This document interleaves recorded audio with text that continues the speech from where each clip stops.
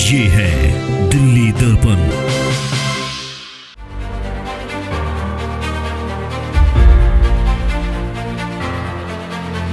विरोध करने से ही समस्याओं का समाधान भी होता, हल भी होता है।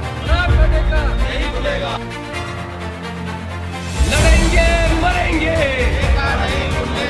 शराब का ठेका नहीं खुलेगा।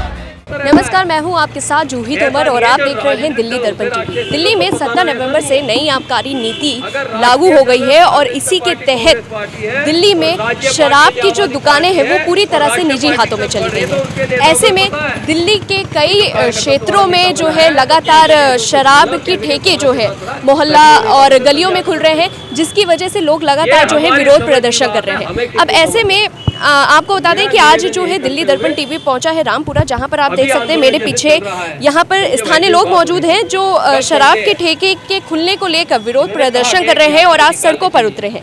अभी हम इनसे भी बात करेंगे कि किस तरह से क्या परेशानी आ रही है और किस वजह से जो है पहले भी ऐसे शराब के ठेके खुले हुए थे और अब इसको लेकर के जो है अब स्थानीय लोग जो है वो सड़कों पर उतरे हैं। क्या वजह है, इनसे जानने की हम कोशिश करेंगे। सर, 17 नवंबर से नई आबकारी नीति लागू हो गई है। शराब के ठेके जो थे वो पहले भी यहाँ पर खुले हुए थे और अब फिर जो है गली मोहल्ले में खुल रहे हैं। इसको लेकर आज आप सड़कों पर उतरे हैं, क्या वजह है? पहले भी इस तरह के ठेके खुले हुए। देखिए, हम जो केजरीवाल जब से सत्ता में आए हैं और दिल्ली का बजट आज 70,000 करोड़ का बजट है। इससे पहले शीला जी की सरकार रही और भाजपा की सरकार भी रही, साहिब सिंह जी मुख्यमंत्री रहे। आज 4 गुना बजट दिल्ली सरकार का है। ऐसी दिल्ली सरकार की क्या मजबूरी है जो शराब के नाम पर वो राजनीति कर रही है? इस रोड पर पहले कोई ठेका नहीं था, आज यहाँ 2-2 ठेके देने की बात हो रही है। और एक बिल्डिंग तो ऐसी है जिसमें अवैध रूप से वो बिल्डिंग का लेआउट प्लान नहीं है, उसका नक्शा सैंक्शन नहीं है, उसके बावजूद वहाँ ठेका अलॉट किया गया है।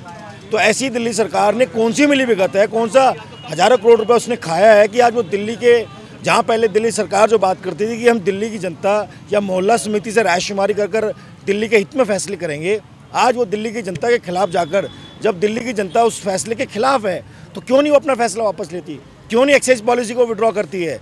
तो मैं आज आपके माध्यम से भी केजरीवाल सरकार से पूछना चाहता हूँ, मनीष सिसोदिया से बात करना चाहता हूँ कि जो दिल्ली में तो नशे की बात कर रहे हैं, पंजाब में जाकर नशा मुक्त और दिल्ली में नशा युक्त, जगह जगह क्षेत्रों में जो है शराब के ठेके खुल रहे हैं और जो उम्र है वो 25 से घटाकर 21 साल कर दी गई है।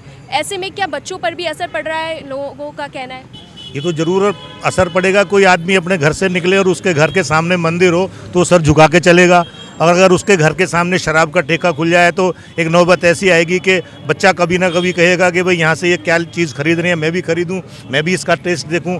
हमें तो अच्छा जब लगता है जब केजरीवाल सरकार रिहायशी क्षेत्रों में जो ठेका खोलने जा रही है उसकी बजाय, जैसे हमारा गाँव है, हमारे 3 गाँव यहाँ लगते हैं, हमारे गाँव से 100 आदमियों को वो रोजगार देते। क्या वो दिखाना चाहते हैं?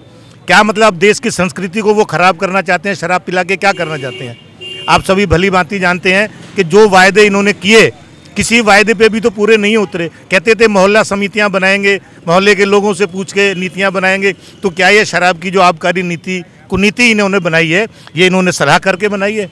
हम जब तक इसका पुरजोर विरोध करेंगे, चाहे हमें कितने दिन भी यहाँ बैठना पड़ जाए, कितनी ही कुर्बानी हमें देनी पड़ जाए, हम जब तक यहाँ से नहीं हटेंगे, जब तक सरकार हमारी बात को नहीं मानेगी। सरकार के द्वारा जारी की गई कोई भी नीति सामाजिक कल्याण के लिए होनी चाहिए, नैतिकता को बढ़ाने के लिए होना चाहिए, युवा वर्ग को ऊंचा उठाने के लिए होना चाहिए, देश हित में होना चाहिए।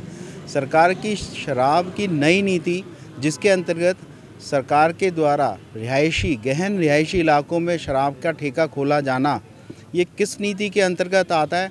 हम सब सामाजिक लोग, समाज के हर वर्ग से आए हुए लोग, धार्मिक संस्थाओं के लोग, RWO के लोग जानना चाहते हैं ये कौन सी ये नीति है, कौन सी ये नैतिकता वाली नीति है कि रिहायशी इलाकों में शराब का ठेका खोला जा रहा है। सर, क्या लगता है ऐसे विरोध प्रदर्शन करने से शराब के ठेके बंद हो जाएंगे, और अगर नहीं होते हैं तो फिर आप क्या आगे की रणनीति रहेगी? आगे की रणनीति अभी से बताना तय नहीं है, लेकिन विरोध करने से ही समस्याओं का समाधान भी होता, हल भी होता है। और विरोध ही नहीं होगा तो समस्या का हल भी नहीं होगा। हमारा सीधा कहना है, जैसे सब पता है कि ठीक है रिहायशी क्षेत्रों में नहीं होना चाहिए। रामपुरा के अंदर जहां हम बैठे हैं अभी, इसी रोड पर एक आगे पहले ठेका होता था सरकार की तरफ से। हमारे ही गांव के एक युवा साथी का इस जाम के अंदर शराब के ठेके के सामने इतना ट्रैफिक था और एक ट्रक आया और उसका स्कूटर में थोड़ा सा साइड मार कर उसके हाथ गंवाना पड़ गया। उसको ज़िंदगी भर के लिए अपाहिज हो गए। वो अपाहिज वो व्यक्ति तो हो गया हमारा युवा भाई, लेकिन परिवार पूरा उसका उस अपाहिजता को आज तक सहन कर रहा है। तो जैसा कि आपने देखा, हमने स्थानीय लोगों से यहाँ पर बात की और उनका यही कहना है कि यहाँ पर शराब का ठेका जो है वो हम नहीं खुलने देंगे, क्योंकि ऐसे में एक बच्चों पर भी इसका बुरा असर पड़ेगा और जिस वजह से बच्चे भी बिगड़ सकते हैं और ऐसे में कई अपराध के मामले भी बढ़ सकते हैं। और इसी का लगातार जो है हर क्षेत्र में विरोध प्रदर्शन जारी है। अब देखना ये होगा कि ये शराब के ठेके जो है वो खुल पाते हैं कि नहीं। और जिस तरह से लगातार यहाँ पर विरोध प्रदर्शन जारी है, लोग नारे लगा रहे हैं कि मरेंगे मिटेंगे, लेकिन शराब का ठेका जो है वो नहीं खुलने देंगे। अब सवाल यही उठता है कि क्या ये शराब का ठेका खुल पाएंगे और क्या यही ऐसे ही चालू रहेगी।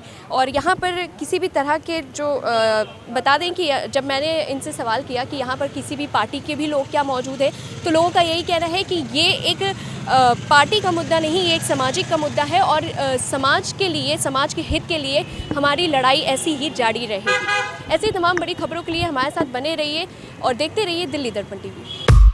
लेटेस्ट खबरों के लिए सब्सक्राइब करें हमारा YouTube चैनल या फिर लॉग ऑन करें www.delhidarpantv.com। खबरों की कवरेज और विज्ञापनों के लिए संपर्क करें इस नंबर पर।